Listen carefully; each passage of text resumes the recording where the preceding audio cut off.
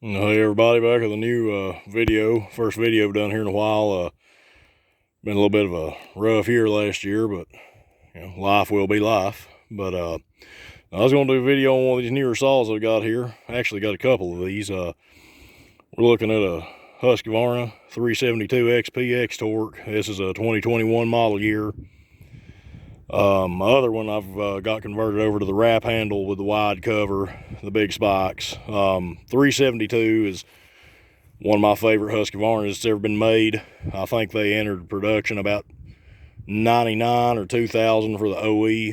And a lot of time when talking about 372s, you'll hear about the OE versus the xtorq. OE being the original edition, and then you got the xtorqs. But they're both really popular saws, really good saws, really strong saws. But no, this particular one, I've done some modifications to, and I'll get to that in a minute. But this is 70.7 cc, and it is recommended bar length is anywhere from 20, and sometimes the website says 28. And sometimes you'll see 32. I mean, personally, I have run 32 on them. As long as you keep your expectations reasonable, skip chain, 32 works just fine. I mean, it will pull a 32 without an issue. This is a 24-inch 3/8 .050 full chisel, full comp chain on this, and it pulls this with no issue. And I also have the 20-inch bar with an 8-tooth sprocket, and that is a really fast setup, really fun to use if you're cutting smaller rounds. But no, the specs on the 372 OE versus this one are very close to the same. They're 70.7 cc, 50 millimeter bore, 36 millimeter stroke, and I think the OE is just a little bit lighter, but now there are some differences to them. One thing right here I'll show you real quick that is pretty much a dead giveaway that you have an xtorq versus an OE. There's really three or four things here outwardly. First one being your choke lever right here is blue, and on the OEs that's normally gray, but it's blue on that one. And when you get in here into the box where it goes in the carburetor, it's shaped a little different than the OE. Another thing is that you can see right there the decompression valve on the xtorq. It comes out the side right here or it comes out the top cover at an angle. And another giveaway that you have an xtorq is right there. You see the cylinder head has that transfer cap. The OE, it just had cylinder head fins all the way down. And on the OE, your decompression valve actually came out right here on the side of the cylinder, and it's a blue button. So if you have the cap, decompression valve up top on the shroud, and that blue lever, more than likely, you have an xtorq. In my opinion, the xtorq ain't no less of a saw than the OE. You have some guys who like the OE better, and some guys like xtorqs better. Personally, I've never run a 372 that I didn't like. And another thing on the OEs you see sometimes is like the top cover on the saw might be a little shorter because the cylinder head on the xtorq is a little taller. xtorq has a taller, heavier piston. And sometimes the handlebars here on your OEs are a little smaller diameter. I like the bigger handlebar on the xtorq. It's just a better feel to me. But no, honestly, it's whichever you prefer. But I think the OE probably was just a little lighter too. Some modifications I've done to this one, outwardly speaking, is you can see it's got like this little skid guard protector on the gas tank. I put that on there. It's got the little wrench holder on the handlebar for your wrench. And then here up in the front, I've got this ported muffler, 5/8 inch diameter outlets. Your original outlets up there under the shroud on the original muffler, where this one, you got the outlets out the front, which gets it away from that plastic, which is better. That thing sounds really good running. almost puts you in the mind of a dirt bike instead of a chainsaw. But and then another thing, as far as modifications go, being an xtorq, it's really simple modifications to do. Any 372 that I've ever worked on is really easy to work on. But another thing that I did to mine is right under the air filter, that strato divider, because you know the xtorqs are strato saw, whereas the OEs, all this is wide open. But you have a divider in the carburetor, and you have a divider that's right there in the intake, and then there's a divider right here in the air horn. Well, I cut the divider out of the air horn and the one inside the intake. I left the carb divider alone because sometimes you hear people having like idle issues and stuff like that with it. But I took out this and took the one out of the intake, and as far as that goes, it's really responsive. And I also deleted the base gasket on this one. I deleted the base gasket out, and its squish is like, I want to say right around 20 or 21 thousandths on this one. And compression is really good. I've probably got around 160 psi on this saw. And throttle response, like I said, you hit it and it is there. Another modification I did is, you know, the on and off switch, normally you got your switch, you flip back and forth on off. Well, I've got a momentary off, and then it springs right back to on, kind of like a lot of their Husqvarna trimmers. Real easy modifications, not even noticeable. I like how, you know, it's always on, ready to run. Another thing I wasn't aware of, I bought one the other day just to try.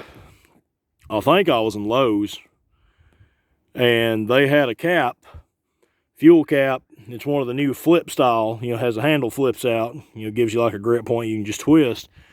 And it says fits most Husqvarna chainsaws 2016 and newer. So I bought one just to try, and believe it or not, the new style flip caps fit the gas tank and the oil tank. So, you know, flip caps is something you're interested in, something you like, you can put it on this saw too. That will work. Horsepower figures on this saw, I've heard on the low side 5.3, on the high side I've heard 5.5, 5.4, 5.5 seems to be common for this one. I think the OE was rated just like, it was only like 1 or 2 tenths behind. It was like 5.3 to 5.4, and this one you see 5.4 to 5.5. And you know, really nice chainsaw, really strong cutting. This particular saw here, after I did those modifications to it, really strong cutting saw. Like, it'll pull this 24 with no issue, pulls the 28 with no issue, and the 32, by the time it's got a skip chain on it and you've got it buried, like, you know, in a hard piece of wood, it's definitely loading it out. She don't want no more than that, but I mean, like I said, it will pull it. It ain't going to pull it like no 395 or nothing. But I mean, to those people who's, yeah, I don't know if it'll pull it, it'll pull it. You know, even if I hadn't have done any modifications to this saw, it would still pull it, but it pulls it better now. But like I said, these saws here, it's one of my favorites. They're all, whether you have the OE or the xtorq, they're all easy to work on. I mean, you can tear one of these down to the cylinder and the piston, you know, talking about replacing cylinder and piston, you can have that thing tore down to that point in probably 15 minutes or less. It's not hard. And used to, you know, you had the 372 XPW, which, you know, on the OEs back when they were being made, it had like, I believe it was a 74 or 75 cc top end, and you had the wrap handle, you know, that came on it, and you had the bigger spikes, wide cover. Well, they don't offer an XPW now on this one, but you can buy a kit that comes with the wrap, full wrap handle. It's got the wider clutch cover and the oversized spikes to go on it.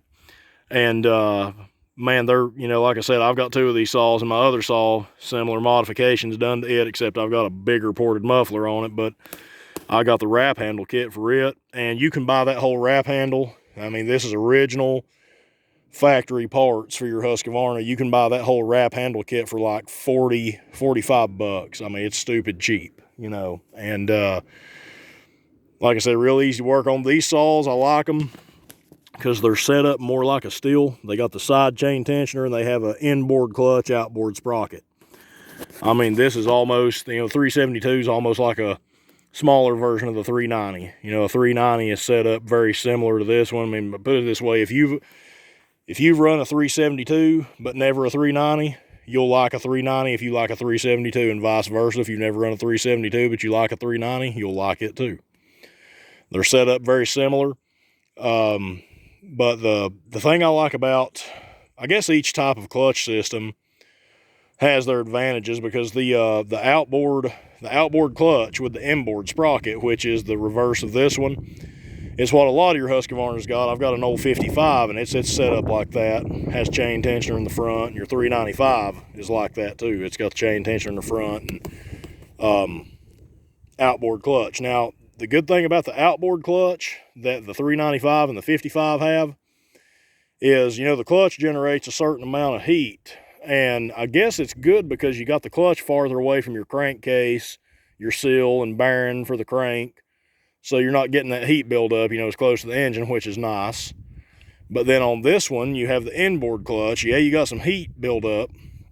But let's say you got in a situation, if you're watching what you're doing, you shouldn't get in no situation like that. But if you do get in a situation where you get that saw or get that bar pinched in the tree, and you have to take the power head off, leave the bar till you can, you know, go get a chain or something to get the tree loose, you can demount this power head from the bar easier than you can an outboard clutch version. And it's just faster and simpler putting on the bar and chain. And two, you know, a sprocket is a normal wear item. If you're using a saw, your sprocket's going to wear, and it's easier and quicker replacing your sprocket on this type of setup versus the outboard clutch. But you know, they all have their advantages, but I just prefer this setup right here. And another thing I did that was available to this on these saws is the coils. This one come with the blue coil, which is limited to 13.3 on the RPM, and the black coils are the one that's unlimited. Now, I had a black coil on this one. The black coil really helps, like if you're tuning, and you want to hear that four-stroking on the top end when you're adjusting your high circuit, because if you have the blue coil, which is limited like this one, you know, you could really have your saw a little bit on the lean side, or have it too lean, really, and you're hearing that stuttering on the top end, and what you're hearing is the rev limiter, so it can confuse you. Whereas the black coil, you know, you can easily tell the difference, but really that rev limiter is good on a saw like this, because you got that big heavy piston. And when you're overspinning, over revving that thing, you know, your bearings in the bottom are just taking a beating. I mean, if you're under load, sawing, cutting like you normally should, you're fine.